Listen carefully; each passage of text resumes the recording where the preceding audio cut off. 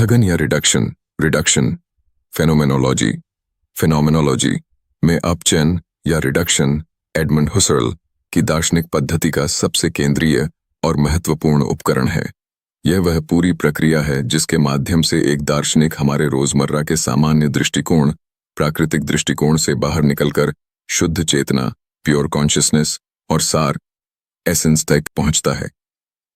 शाब्दिक अर्थ में समझें तो अंग्रेजी का रिडक्शन शब्द लैटिन भाषा के रिड्यूसरे से बना है, जिसका अर्थ होता है वापस ले जाना, टू लीड बैक, उद्गम या मूल स्रोत की ओर लौटना, to lead back to origins. Reduction का प्रयोग हुसर्ल ने सभी व्याख्याओं, पूर्व मान्यताओं को दरकिनार करने के लिए किया है। फेनोमेनोलॉजी में इसका मतलब है हमारी चेतना को बाहरी दुनिया की उलझनों और पूर्व ग्रहों से निकालकर वापस उसके शुद्ध मूल स्रोत की ओर ले जाना। हुसर्ल की इस अपचयन की प्रक्रिया को एक प्याज छीलने की तरह समझा जा सकता है, जहां हम बाहरी परतों, मान्यताओं, भौतिक दुनिया, मनोवैज्ञानिक भावनाओं को हटाकर अंततः सबसे भीतरी और शुद्ध सत्य तक पहुंचते हैं।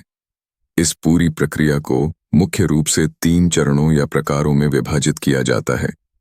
1 पॉइंट फेनोमेनोलॉजिकल अपचयन, फिनोमेनोलॉजिकल रिडक्शन या एपोखे, एपोचे। यह अपचयन का पहला और सबसे बुनियादी कदम है। फेनोमेनोलॉजिकल अपचयन है क्या होता है? इसमें हम बाहरी भौतिक दुनिया के अस्तित्व और वैज्ञानिक मान्यताओं को ब्रैकेट, कोष्ठक में रख देते हैं। हम दुनिया को नकारते नहीं हैं, बल्कि उसके वास्तविक रूप से होने या न होने के प्रश्न को निलंबित, सस्पेंड कर देते हैं। उद्देश्य: प्राकृतिक दृष्टिकोण, नेचुरल एटीट्यूड को छोड़कर उस शुद्ध अनुभव पर ध्यान केंद्रित करना जो हमारी चेतना में प्रकट हो रहा है, फिनोमेनन। 2. सारिक अपचयन, आइडेटिक रिडक्शन।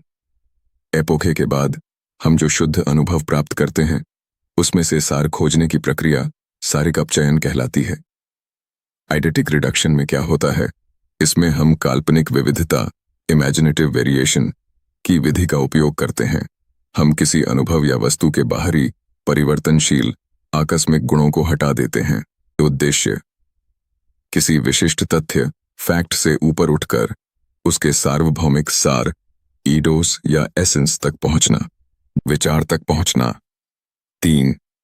लोकोत्तर अपचयन, transcendental reduction. यह अपचयन का अंतिम और सबसे गहरा स्तर है, जहां हम दुनिया से हटकर स्वयं अनुभवकर्ता की जांच करते हैं। ट्रांसेंडेंटल रिडक्शन में क्या होता है? इसमें हम अपने मनोवैज्ञानिक मैं, एम्पिरिकल ईगो, हमारा शरीर, हमारी व्यक्तिगत भावनाएं, समाज में हमारा स्थान को भी ब्रैकेट में डाल देते हैं। उद्देश्य: ट्रांसेंडेंटल ईगो या उस विशुद्ध निरपेक्ष चेतना तक पहुंचना जो दुनिया का हिस्सा नहीं है, बल्कि वह स्रोत है जो पूरी दुनिया को और हमारे सभी अनुभवों को अर्थ, मीनिंग प्रदान करता है। अपचयन, रिडक्शन का दार्शनिक महत्व, सत्य की खोज। हुसर्ल दर्शन को एक कठोर विज्ञान, रिगरस साइंस बनाना चाहते थे। अपचयन वह तरीका है जिससे हम बिना किसी पूर्वग्रह या संदेह के ऐसे ज्ञान तक पहुंचते हैं जो पूर्णतः निश्चित है। अर्थ का निर्माण, कॉन्स्टिट्यूशन। यह प्रक्रिया स्पष्ट करती है कि दुनिया अपने आप में अर्थपूर्ण नहीं है, बल्कि हमारी विशुद्ध चेतना, ट्रांसेंडेंटल ईगो ही वह आधार है जो दुनिया को अर्थ प्रदान करती है। मनोविज्ञान परता, साइकोलॉजिज्म का खंडन।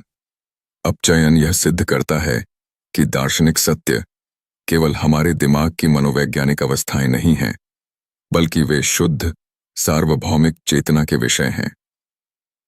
रिडक्शन से संबंधित कुछ अवधारणाएं द पेरिस लेक्चर्स की प्रस्तावना में दी गई हैं, जो निम्नलिखित हैं।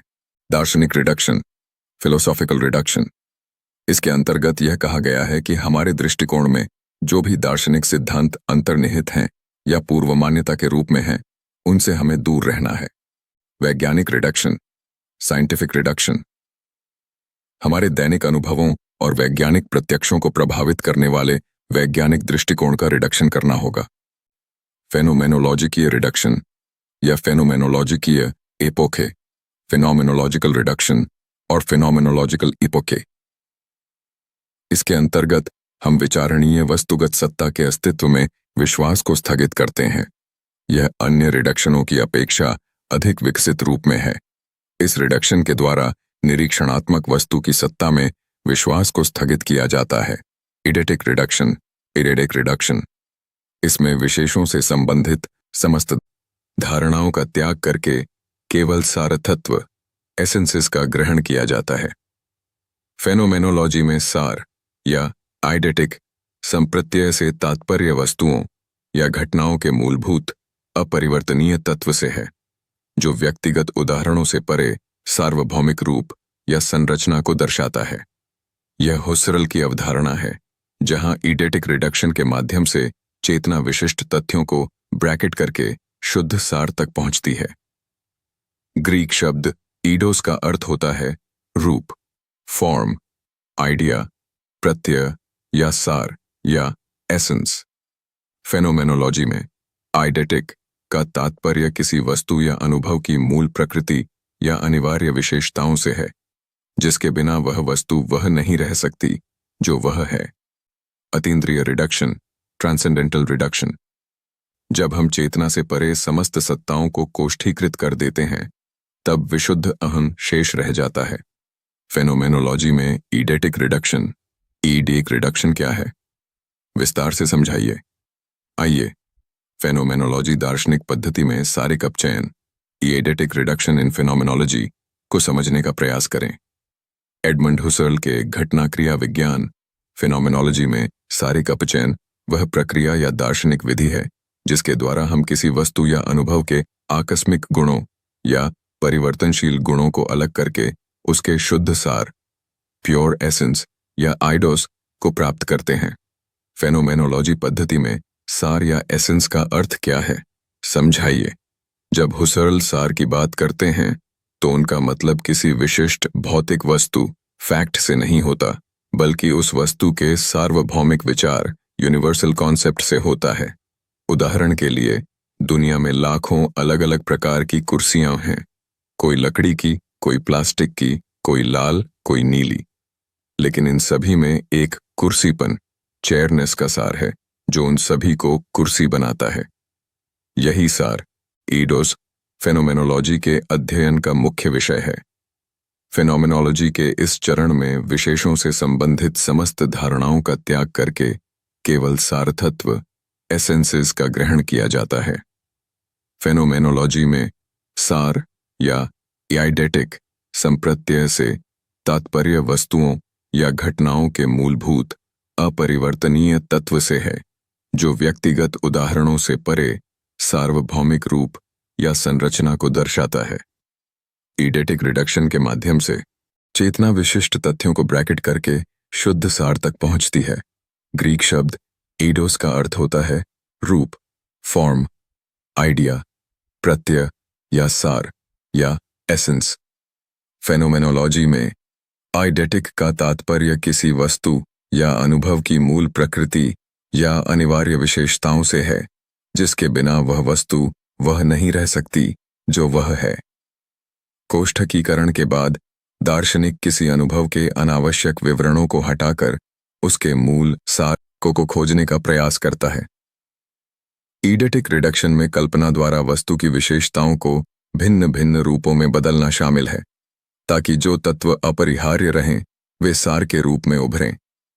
उदाहरण स्वरूप, विभिन्न मेजों को कल्पना करते हुए मेजत्व का सार निकाला जाता है। यह प्लेटो के ईदोस से प्रेरित है, लेकिन हुसर्ल इसे चेतना के अंतर्ज्ञान से जोड़ते हैं। आइडेटिक शब्द प्राचीन ग्रीक शब्द आइडोस से बना है, जिसका अर्थ है सार, एसेंस, मूल रूप या आदर्श।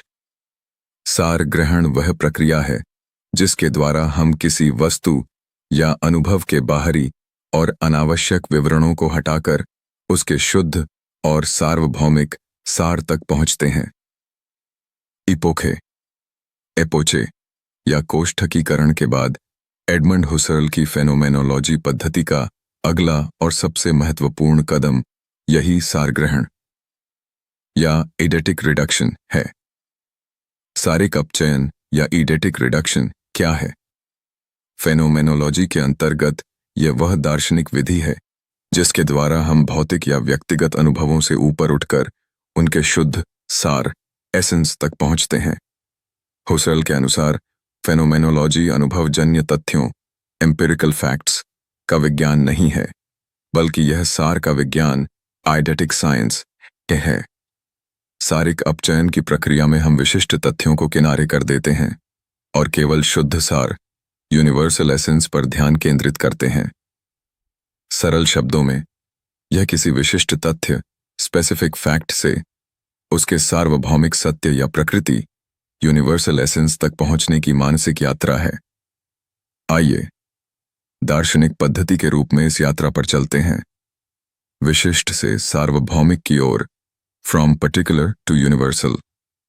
जब हम इपोखे या एपोचे का प्रयोग करते हैं और बाहरी दुनिया के बारे में अपने निर्णयों को निलंबित कर देते हैं, तो हमारे पास चेतना में केवल हमारा शुद्ध अनुभव बचता है, लेकिन यह अनुभव बहुत ही व्यक्तिगत और विशिष्ट होता है। हुसर्ल दर्शन को एक कठोर विज्ञान बनाना चाहते थे, इसलिए वे केवल व्यक्तिगत अनुभवों तक सीमित नहीं रहना चाहते थे। उन्हें सार्वभौमिक सत्य यूनिवर्सल ट्रूथ की तलाश थी। सार ग्रहण इसी विशिष्ट अनुभव को सार्वभौमिक सार में बदलने की प्रक्रिया है। सारिक अपचयन के मुख्य चरण और विधि। हुसर्ल इस सार तक पहुंचने के लिए जिस विधि का प्रयोग करते हैं उसे काल्पनिक विविधता फ्री इमेजिनेटिव वेरिएशन कहा जाता है। इसके चरण इस प्रकार हैं। तथ्यात्मक अनुभव से शुरुआत, स्टार्टिंग विद अ फैक्ट।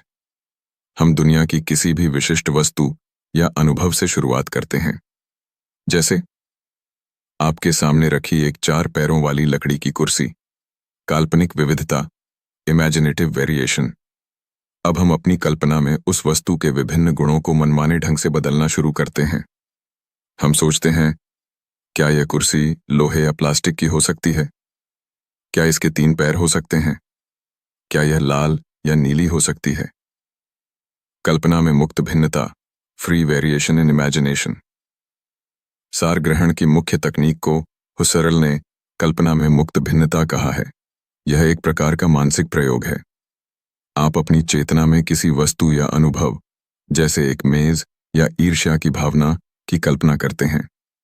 फिर आप अपनी कल्पना में उस वस्तु की विशेषताओं को एक एक करके बदलना या हटाना शुरू करते हैं। आप तब तक विशेषताओं को बदलते या हटाते रहते हैं जब तक कि वह वस्तु अपना मूल अस्तित्व न खो दे, यानी वह वस्तु वह न रहे जो वह है। जो विशेषताएं बदलने या हटाने के बाद भी बच जाती हैं, जिनके बिना वह वस्तु अस्तित्व में नहीं रह सकती, वही उस वस्तु का सार है। आकस्मिक गुणों को हटाना, स्ट्रिपिंग कंटिंजेंट प्रॉपर्टीज। मान लीजिए आप एक कुर्सी के सार को खोजना चाहते हैं। आप अपनी कल्पना में एक लकड़ी की कुर्सी देखते हैं। आप उसे लोहे का बना देते हैं। कुर्सी बनाने की सामग्री बदल दी, वह अभी भी कुर्सी है। आप उसके 4 पैरों को हटाकर 3 पैर या एक गोल आधार लगा देते हैं, वह अभी भी कुर्सी है। आप उसका रंग लाल से नीला कर देते हैं, वह अभी भी कुर्सी है। लेकिन यदि आप उसके बैठने वाले समतल हिस्से सीट को ही हटा देते हैं, तो क्या वह कुर्सी रहेगी? नहीं रहेगी। अतः कुर्सी का सार उसका रंग, सामग्री या पैरों की संख्या नहीं है, बल्कि उसका बैठने के लिए एक समतल सतह प्रदान करना है। यही उसका आइडोस सार है। वे सभी गुण जिन्हें बदलने के बाद भी वह वस्तु कुर्सी ही रहती है, जैसे रंग, सामग्री, पैरों की संख्या, वे उसके आकस्मिक एक्सीडेंटल कंटिंजेंट गुण कहलाते हैं। सारिक अपचयन में हम इन बाहरी आवरणों को हटा देते हैं। अनिवार्य सार की पहचान, आइडेंटिफाइंग द इनवेरिएंट एसेंस। कल्पना में बदलाव करते करते हम एक ऐसी सीमा पर पहुंचते हैं जहां किसी विशिष्ट गुण को हटाने पर वह वस्तु अपनी पहचान खो देती है, जैसे यदि उस पर बैठा ही न जा सके। जो गुण हर परिस्थिति में अटल और अपरिवर्तनीय रहता है, वही उस वस्तु का सार ईडोस कैंथियोद है। हम किसी वस्तु का सार ईडोस कैसे खोजते हैं? इसके लिए ही हुसर्ल काल्पनिक विविधता की विधि का प्रयोग करते हैं। सबसे पहले हम अपने मन में किसी वस्तु की कल्पना करते हैं, फिर हम कल्पना में ही उस वस्तु के विभिन्न गुणों, रंग, आकार, सामग्री आदि को मनमाने ढंग से बदलना वेरी शुरू करते हैं। हम देखते हैं कि कौन से गुण बदलने पर भी वस्तु अपनी पहचान बनाए रखती है। ये उसके आकस्मिक गुण या कंटिंजेंट प्रॉपर्टीज हैं। इसके बाद हम उस बिंदु की तलाश करते हैं जहां किसी विशेष गुण को हटा देने पर वह वस्तु नष्ट हो जाती है या कुछ और बन जाती है। जो गुण किसी भी स्थिति में नहीं बदला जा सकता, ये उसका सार है। उदाहरण, त्रिभुज। यदि आप एक त्रिभुज की कल्पना करते हैं तो आप उसका रंग लाल, नीला बदल सकते हैं, उसका आकार छोटा, बड़ा कर सकते हैं, उसके कोणों, समकोण, न्यून कोण को बदल सकते हैं। इन तमाम बदलावों के बाद भी वह त्रिभुज ही रहेगा। लेकिन यदि आप उसकी 3 भुजाओं में से एक भुजा हटा दें या उसमें वक्रता ले आएं, तो वह त्रिभुज नहीं रहेगा। अतः 3 सीधी रेखाओं से घिरी आकृति होना ही त्रिभुज का सार, एडेटिक नेचर है। एक अन्य दार्शनिक उदाहरण, ध्वनि, साउंड। यदि आप ध्वनि के सार, आइडेटिक नेचर को खोजना चाहते हैं तो आप अपनी कल्पना में उसकी तीव्रता, वॉल्यूम को कम ज्यादा कर सकते हैं या उसका तारत्व, पिच बदल सकते हैं। इसके बावजूद वह ध्वनि ही रहेगी। लेकिन यदि आप उसकी अवधि, ड्यूरेशन को हटा दें तो ध्वनि का अस्तित्व ही समाप्त हो जाएगा, क्योंकि कोई भी ध्वनि बिना किसी समय विस्तार के नहीं हो सकती। अतः समय में विस्तार ध्वनि का एक अनिवार्य सार है। एपोखे, एपोचे और सारिक अपचयन में अंतर। अक्सर इन दोनों अवधारणाओं को एक साथ देखा जाता है, लेकिन दोनों के कार्य अलग हैं। एपोखे, एपोचे बाहरी दुनिया के अस्तित्व और हमारे पूर्वग्रहों को ब्रैकेट में डालता है। यह हमें प्राकृतिक दृष्टिकोण से शुद्ध चेतना तक लाता है। सारिक अपचयन, आइडेटिक रिडक्शन, उस शुद्ध चेतना के भीतर प्रकट होने वाले अनुभवों में से सार्डिक उडाओपो को छानकर निकालता है। एपोखे प्राकृतिक दृष्टिकोण बाहरी दुनिया के वास्तविक अस्तित्व के निर्णय को निलंबित, सस्पेंड करने की प्रक्रिया है। ईडेटिक रिडक्शन, शुद्ध अनुभव में से आकस्मिक, परिवर्तनशील गुणों को हटाकर वस्तु के सार, हृदय, इडोस को खोजने की प्रक्रिया है। एपोखे अस्तित्व, एग्जिस्टेंस से निपटता है। यह दुनिया के होने या न होने के प्रश्न को किनारे कर देता है। आइडेटिक रिडक्शन सार, एसेंस से निपटता है। यह अनुभव की अनिवार्य प्रकृति या क्यापन, वॉटनेस को खोजता है। एपोखे में ब्रैकेटिंग या कोष्ठक में रखने की विधि का प्रयोग किया जाता है। आइडेटिक रिडक्शन में काल्पनिक विविधता, फ्री इमेजिनेटिव वेरिएशन की विधि का प्रयोग किया जाता है। एपोखे फेनोमेनोलॉजी का पहला और सबसे बुनियादी कदम है। आइडेटिक रिडक्शन एपोखे के बाद आने वाला दूसरा कदम है।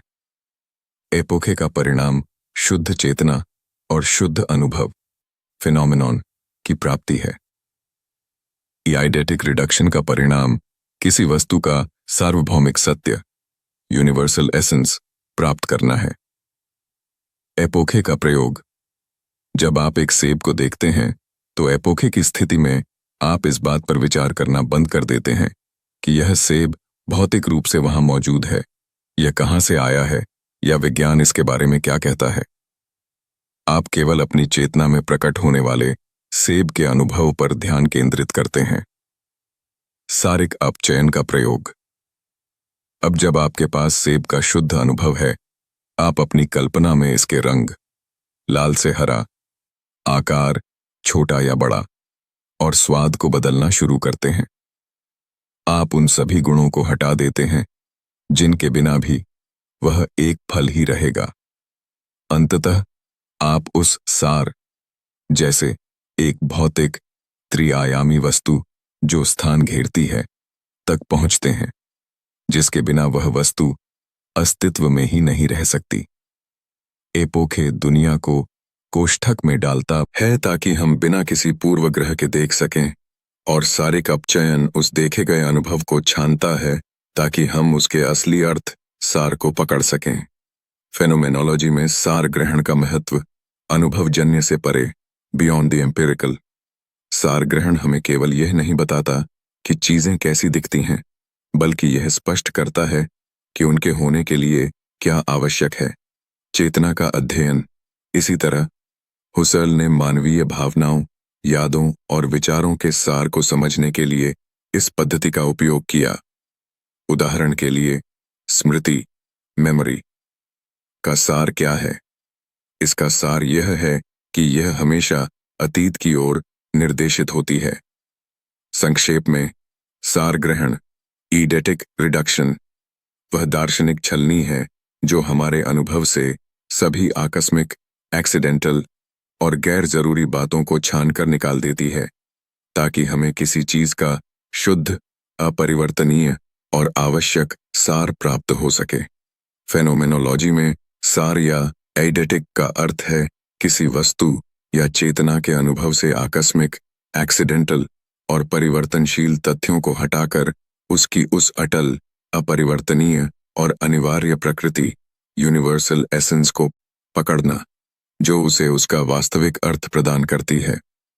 हुसर्ल की पद्धति का अंतिम और सबसे गहरा स्तर पारमार्थिक न्यूनीकरण, ट्रांसेंडेंटल रिडक्शन है, जहां वे इस सार को ग्रहण करने वाली शुद्ध चेतना, ट्रांसेंडेंटल ईगो की खोज करते हैं।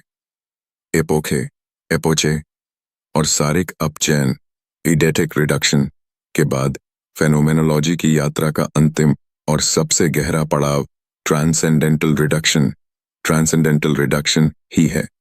एपोखे में हमने बाहरी दुनिया के वास्तविक अस्तित्व को ब्रैकेट कोष्ठक में रख दिया था ताकि हम सिर्फ शुद्ध अनुभव पर ध्यान दे सकें।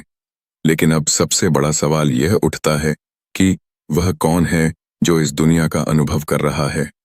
ट्रांसेंडेंटल रिडक्शन, लोकोत्तर अपचयन, हमें उसी शुद्ध अनुभवकर्ता तक ले जाता है। आइए इसे सरल चरणों में समझते हैं। रिडक्शन का वास्तविक अर्थ लैटिन भाषा में रिड्यूसरे का अर्थ होता है वापस ले जाना, to lead back. Transcendental reduction में हम बाहरी दुनिया और अपने सामान्य सांसारिक मैं से पीछे हटकर अपनी चेतना के उस सबसे गहरे और शुद्धतम स्तर की ओर वापस लौटते हैं जहां से सभी अनुभवों की उत्पत्ति होती है। एम्पिरिकल ईगो बनाम ट्रांसेंडेंटल ईगो। हुसर्ल के दर्शन में इस अपचयन को समझने के लिए मैं, ईगो के दो रूपों को समझना आवश्यक है। एम्पिरिकल ईगो, मनोवैज्ञानिक मैं। यह हमारा वह मैं है जो इस दुनिया का हिस्सा है। इसका एक नाम है, एक शरीर है, समाज में एक स्थान है, और इसकी अपनी मनोवैज्ञानिक भावनाएं, सुख, दुख, डर हैं। यह जीव विज्ञान और मनोविज्ञान के नियमों से बंधा है। ट्रांसेंडेंटल ईगो, लोकोत्तर मैं।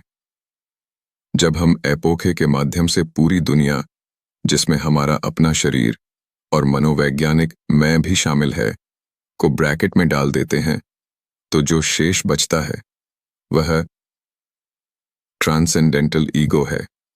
यह विशुद्ध, निरपेक्ष चेतना, प्योर कॉन्शियसनेस। यह दुनिया का हिस्सा नहीं है, बल्कि यह वह विशुद्ध दर्शक है जो एम्पिरिकल ईगो सहित पूरी दुनिया को अनुभव कर रहा है। अर्थ का निर्माण, constitution of meaning. Transcendental ego केवल एक निष्क्रिय दर्शक नहीं है। हुसर्ल के अनुसार यह अत्यंत सक्रिय है। यह वह मूल स्रोत है जो हमारे सभी अनुभवों को अर्थ, मीनिंग और संरचना प्रदान करता है। हमारी यह शुद्ध चेतना ही वह आधार है जो दुनिया को हमारे लिए गठित, कॉन्स्टिट्यूट करती है। दुनिया हमारे लिए वैसी ही है जैसा अर्थ हमारा ट्रांसेंडेंटल ईगो उसे प्रदान करता है। एक सरल उदाहरण से समझें। एक सिनेमा हॉल की कल्पना करें। पर्दे पर एक फिल्म, दुनिया चल रही है। एपोखे, इसका मतलब है यह भूल जाना कि फिल्म असली है या नकली, और सिर्फ फिल्म के दृश्यों, फिनोमेना पर ध्यान देना। ट्रांसेंडेंटल रिडक्शन, इसका मतलब है पर्दे से नजर हटाकर पीछे उस प्रोजेक्टर, चेतना के प्रकाश की ओर मुड़ना जो पर्दे पर उस फिल्म को दिखा रहा है। प्रोजेक्टर फिल्म का हिस्सा नहीं है, लेकिन उसी के कारण फिल्म का अस्तित्व है। ठीक इसी तरह ट्रांसेंडेंटल ईगो दुनिया का हिस्सा नहीं है, बल्कि वह प्रकाश है जिसमें दुनिया हमारे लिए प्रकट होती है। यह विधि फेनोमेनोलॉजी को वैज्ञानिक बनाती है, क्योंकि यह विवरणों से सार तक पहुंचकर दर्शन को निष्पक्ष आधार प्रदान करती है। हुस्सर्ल के अनुसार यह पार अनुभवजन्य क्षेत्र में ले जाती है कि अंतर्दृष्टि, इंट्यूशन प्राप्त होती है।